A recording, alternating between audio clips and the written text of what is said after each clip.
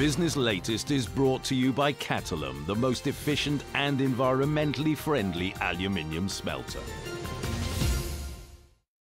All the news, all the time. aljazeera.net/English. Malaysian ingenuity has created amongst the world's greenest, most cost-efficient buildings. It's created the world's tallest self-installing wellhead platform, designed the largest and most advanced racecourses, and constructed the most futuristic Formula One racing circuits. When the world needs services of the highest caliber and creativity, they look to Malaysia. Service excellence for the world. To invest in a country with the largest youth population as compared to the EU countries, please push the button. For more power to your global business, invest in Turkey.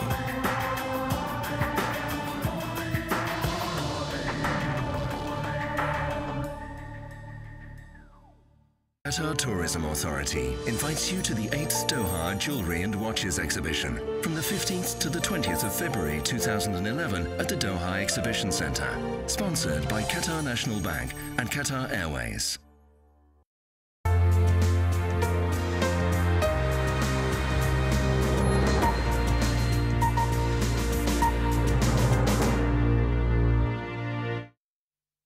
This is Al Jazeera.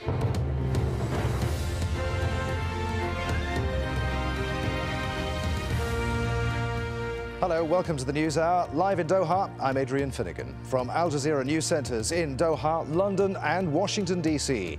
These are the main global stories. Cairo protesters pile on the pressure. New faces make Tuesday's gathering the largest since the revolt began. But Egypt's shop owners say that business has never been so bad. They're forced to trade just a few hours a day. I'm Barbara Serra in London. I'll have the latest from Europe, including mastermind of death, the Chechen separatist who says he was behind last month's suicide attack in Moscow. And I'm Shihab Ratansi in Washington with news from the Americas. So will he return from exile? The Haitian government tells Al Jazeera it's prepared a passport for former President Jean-Bertrand Aristide. Plus, a fighter's return to Afghanistan reignites resentment of US-run detention centres.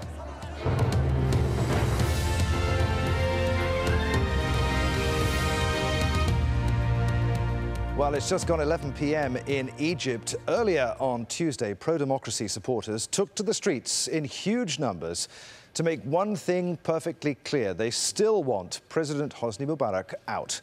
Now, some estimates say that the protests on Tuesday were the biggest yet. Here's where things stand.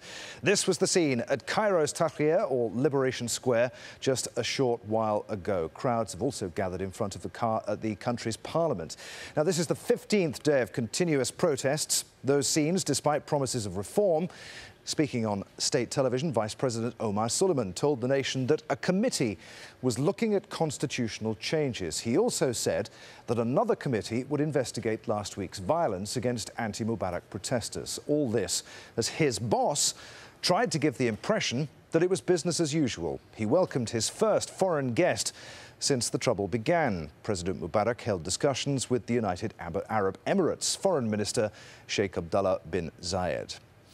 Well, if President Mubarak's government was hoping that the protests were losing momentum, they were proved wrong on Tuesday. As Al Jazeera's Jackie Rowland reports from Cairo, many newcomers were swelling the ranks of the pro-democracy movement. The youth of Egypt is leading this revolution, and the protesters are getting younger by the day. The slogans are well known by now.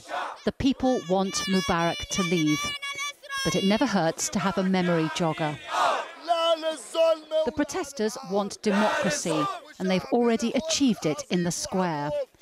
Everyone has a voice. Mubarak is still in power, but the mood is one of euphoria. The people are celebrating their newfound freedom to speak their minds.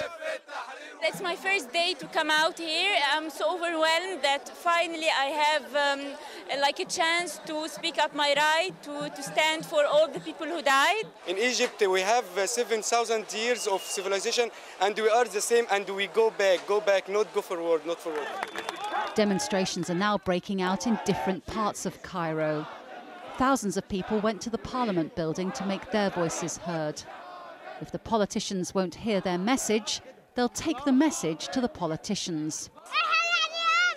But Tahrir Square remains the epicenter, and people continue to come in their hundreds of thousands. Not one demonstration, but many. Everyone has their own way to protest, in words, in pictures, in song. But the message is always the same. The people want the removal of the regime. The vigil in the square is turning into an endurance test. The slogans are the same. They're calling on Mubarak to leave now. But the people who come here day in and day out realise that they're in it for the long haul. Hundreds of people have died since this uprising began, but new Egyptians continue to be born. This is Sarah's first visit to the square. She's 1 month old. The writing on her headband says leave. Her father hopes she will grow up in a new Egypt. Jackie Rowland, Al Jazeera, Cairo. Well, let's speak to another of our correspondents in Cairo now for the very latest. We're not naming him for security reasons. A lot of new faces among that crowd today. It's late in the evening there now. We're getting reports of a crowd of several thousand at least in front of the Parliament building. What's happening right now? Well, it's quietened down considerably from earlier. Many of those who turned up for the first time to voice their support following, I think, the Wael Ghanim release yesterday have now gone home. But the established hardcore tent section and the people living in and around there, almost living, seems there now, they're that established, are still very much there. But there's a great sense of kind of a renewed inertia in the square. And yes, you're right. We're hearing reports of, I can't confirm numbers, but certainly large groups of protesters now moved off to hold a demonstration outside the Parliament building. Probably the best quote I heard today, one protester said to me, "Today is like the beginning all over again." Certainly the sheer numbers and passion which was shown today, you can't blame them for saying that. All right, so renewed inertia among the protesters, but do they have a coherent strategy? Obviously, their aim is to unseat President Mubarak, but how are they going to do it?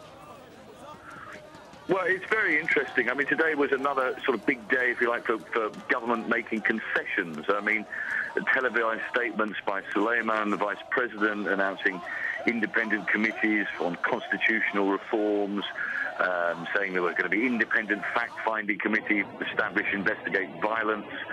He said the youth deserved appreciation of the nation and stuff. But among the protesters, there might not be a coherent, if you like, or a solid leadership there. But they are well aware that they have achieved so much in the last 2 weeks. I mean, it's phenomenal to think that this regime has been in power for 30 years, and already Mubarak has promised he's not going to stand in the next election. Resignations of his party leadership, including his son, who a lot of people feared obviously was going to step into his shoes.